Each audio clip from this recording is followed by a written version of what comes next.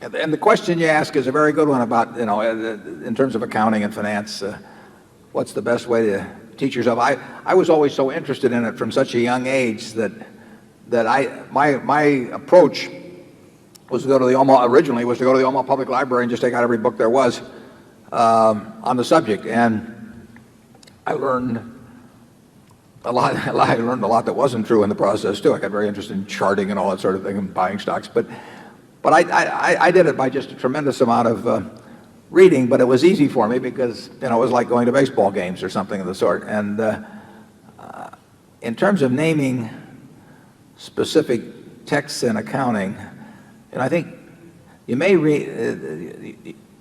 want to read some of the better even magazine articles that have appeared. I mean, there've been or newspaper articles. There've been some good commentary about accounting there. I don't have. Can you think, Charlie, of any specific texts or anything we could recommend? I think both of us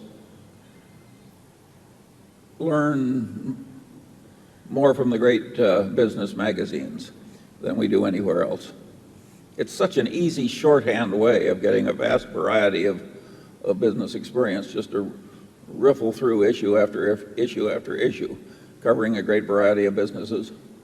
And if you get the mental habit of relating what you're reading to the basic structure of the underlying ideas being demonstrated, you gradually accumulate some wisdom about investing. I don't think you can get to be a really good investor over a broad range without doing a massive amount of reading. I don't think there's any one book that will do it for you. Yeah. You might think about picking out 5 or 10 companies where you feel quite familiar with their products, maybe, but not necessarily so familiar with their financials and all of that. But pick out something so at least you understand if you understand their products, you know what's going on in the business itself, and then get lots of annual reports and through the internet or something else, get all the magazine articles that have been written on those companies for 5 or 10 years. Just sort of immerse yourself as if you were either going to work for the company or they'd hired you as the CEO or you were going to buy the whole business. I mean, you can look at it in any of those ways. And when you get all through, ask yourself, what do I not know that I need to know? And back many years ago, I would go around and I would talk to competitors always. You'd talk to employees of the company and ask those kind of questions. That's in effect what I did with my friend Lorimer Davidson when I first met him at Geico, except I started from ground zero. But I just kept asking him questions. And that's what it really is. One of the questions I would ask, if I were interested in the ABC company, I would go to the XYZ company and try and learn a lot about it. Now, there's spin on what you get, but you learn to discern it. Essentially, you're being a reporter. I mean, it's very much like journalism. And if you ask enough questions, Andy Grove has in his book, he talks about the silver bullet. You talk to the competitor and you say, if you had a silver bullet and you could only put it through the head of one of your competitors, which one would it be and why?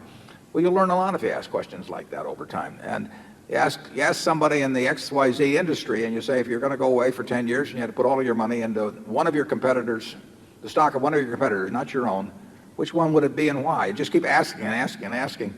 And you'll have to discount the answers you get in certain ways, but you will be getting things poured into your head that then you can use to reformulate and do your own thinking about why you evaluate this business at this or that. The accounting, you just sort of have to labor your way through that. You may be able to take some courses even in that. But the biggest thing is to find out how businesses operate. And, who am I afraid of? If we're running Geico, who do we worry about? Why do we worry about them? Who would we like to put that silver bullet through? I'm not going to tell you. That you keep asking those questions.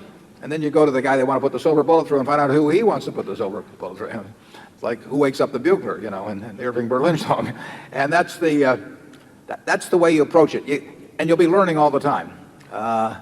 You can talk to current employees, ex-employees, vendors, suppliers, distributors, retailers. I mean, there's customers, all kinds of people. And you'll learn. But it's an investigative process. It's a journalistic process. And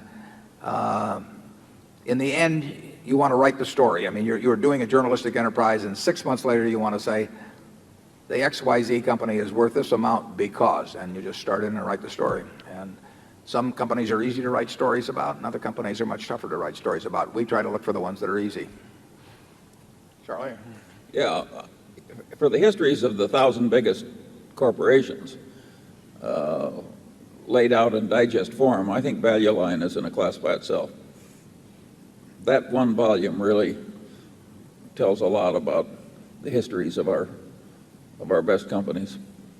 Yeah, if you just look, there's 1,700 of them. If you look at each page, and you look at sort of what's happened in terms of return on equity, in terms of sales growth, profit margin, all kinds of things, and then you say, why did this happen? Who let it happen?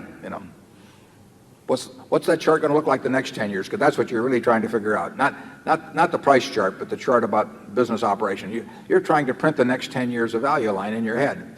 And there's some companies that you can do a reasonable job with, and there's others that are just too tough. But that's what the game is about. And it can be a lot of, I mean, if you have some predilection toward it, it can be a lot of fun. I mean, the process is as much fun as the conclusion that you come to. Of course, what he's saying there, when he talks about why, that's the most important question of all, and it doesn't apply just to investment, it applies to the whole human experience. If you want to get smart, the question you got to keep asking is why? Why? And you have to relate the answers to a structure of deep theory. And you got to know the main theories. And it's mildly laborious, but it's also a lot of fun.